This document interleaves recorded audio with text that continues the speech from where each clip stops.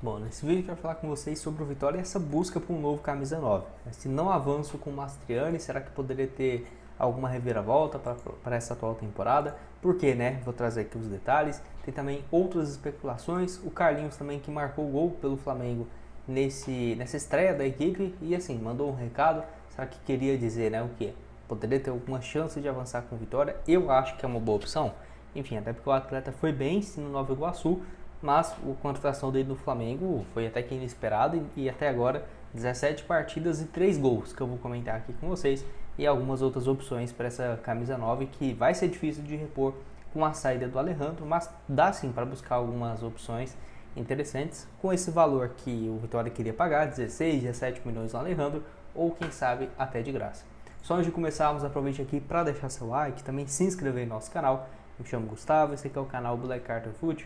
Contei com a ajuda de vocês, torcedores do Leão, para chegarmos nessa marca aqui no YouTube, que é de 70 mil. Então aqui nós postamos em média 4, 5 vídeos por semana do Vitória para você não perder nada. Já se inscreve aqui e ativa as notificações. Lembrando, esses 70 mil inscritos vamos realizar um sorteio de uma camisa do Vitória que você pode comprar também, junto aqui com a Foot Fanatics. Tem opções a partir de R$80, excelentes preços, o link vai estar aqui embaixo na descrição. Esse preço aqui ainda está sem o desconto que você vai ter vindo pelo meu link aqui embaixo. E em todos os produtos que você quiser comprar aqui dentro do site, você tem um desconto. Só vem aqui pesquisar o que você tem interesse. O link da Foot Fanatics está aqui embaixo.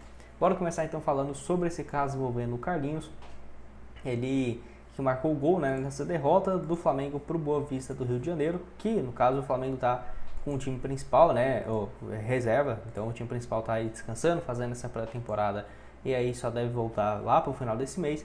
E aí então ele marcou o gol e o Vitória está interessado nessa sua contratação. Na entrevista depois do jogo, né, ele foi perguntado então pela repórter do canal o Goat, né, eu esqueci gente o nome aqui, mas enfim, lá aqui no YouTube. E aí ele perguntou sobre esse interesse de outros clubes, ele falou que prefiro não falar, estou focado no Flamengo, respondeu então o atacante. Ele até foi perguntado, o Fábio Mota, sobre esse interesse então dessa contratação.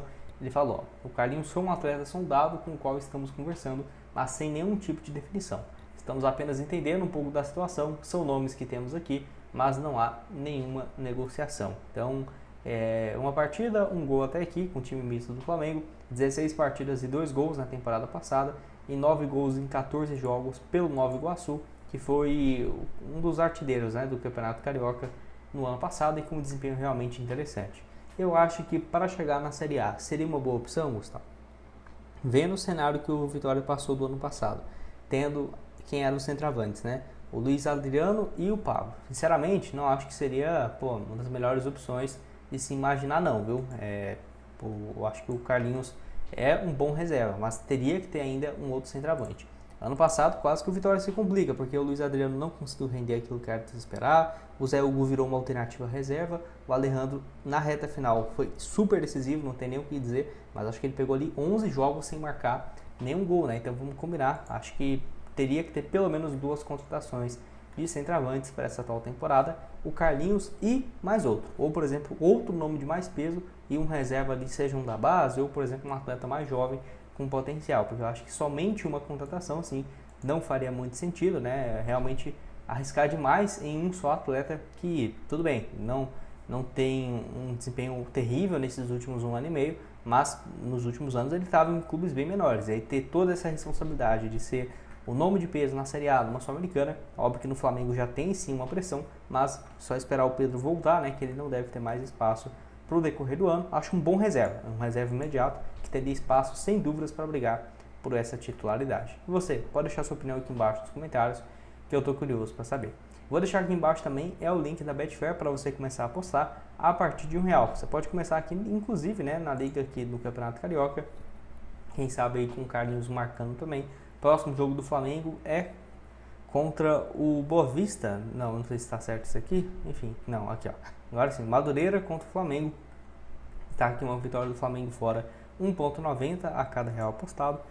Você pode marcar aqui, quantos gols que vão sair no jogo, quem que vai marcar, jogador que, por exemplo, você pode vir e apostar para o próprio Carlinhos fazer o gol. Então, essas são todas as opções que vão ter aqui embaixo na Betfair. Vamos ver aqui então em montar uma cotação tanto aqui do Vasco vencendo em casa e o Flamengo fora, né? Os dois vencendo 2,35. Vou pegar os R$ 75 que eu tenho aqui de bônus, voltando 213. O link então da Betfair vai estar aqui embaixo na descrição e também no primeiro comentário fixado. Bom, e quero falar também sobre esse interesse do Pablo, né, no Vitória nessa atual temporada. Enfim, atleta que está com contrato ainda para esse ano de 2025 no Atlético Paranaense. No ano passado viveu muitos altos e baixos, terminou a temporada como titular, mas você tem ideia, nos últimos 14 jogos ele tinha marcado um gol, né? Realmente um desempenho muito ruim num cenário geral. Não teve números horríveis, mas ainda assim muito mais baixo do que ele vinha tendo, ainda mais no Atlético Paranaense. 53 partidas, 11 gols marcados e 2 assistências nessa última temporada. 2023 também com 16 gols, 4 passes em 51 partidas, com desempenho um pouco melhor. Até fiquei surpreso que o Atlético Paranaense trouxe vários jogadores, e eu acho que foi até um erro, né? Dentre eles, por exemplo, o Mastriani, porque foi o seguinte: teve aí então o Mastriani especulado e foi contratado no Atlético Paranaense. Só que quem jogava era o Pablo, né? Parece que era muito mais um negócio caseiro ali, né?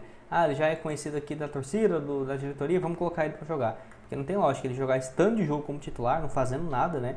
E tendo a opção do Mastriani, do Diogo, por exemplo, que era um outro atacante argentino, que eu já indiquei aqui no canal outras vezes. Enfim, era até difícil de entender. E está sendo especulado aí então no Vitória. As informações aqui então que temos, foi o seguinte, ó, que o Vitória não tem interesse na contratação, pelo menos pelo que disse então do Fábio Mota em áudio que circulou, né, nas redes sociais. Criticou o empresário do atleta. Falou aqui, ó: o cara tem um tempão tentando botar o Pablo aqui. O Pablo está treinando à margem no Atlético. Quem o Vitória quer não é o Pablo. Pontuou então o presidente sobre essa especulação do atleta. Falou aqui, ó: estamos buscando um 9, sendo um bom atleta, nos interessa. Estamos conversando com o Atlético, porém ainda em estágio de negociações, troca de valores. Existem conversas, mas nada encaminhado. Disse então nessa entrevista coletiva, falando sobre o Mastriani, que é quem eu quero falar agora, que até o momento, né, a informação que temos é que a negociação travou e não deve mais acertar com o jogador. Muito obrigado aqui ao portal BNews, né? Teve então essa especulação. Enfim, a ideia então é buscar um substituto para a saída então do Alejandro, mas o Mastriani tem travado nessa questão financeira, né? Porque só para você ter uma ideia, ainda tem essa negociação com o Machado, enfim, que aí pertence ainda ao Atlético Paranaense, nem eu sabia, para falar bem a verdade. E aí então ele foi comprado por um pouco mais de 12 milhões de reais. Certamente o Atlético vai querer esse repasse. Não diria que está impossível ainda essa negociação, os valores estão longe, né, de, por exemplo, ser fora da curva ou algo nesse sentido. Enfim, acho que poderia ser um bom reserva, um bom titular nessa posição e um bom substituto à altura, né? 47 partidas, 16 gols marcados e 5 assistências. Pode deixar sua opinião aqui embaixo nos comentários se você concorda comigo também, centroavante aí de 31 anos de idade.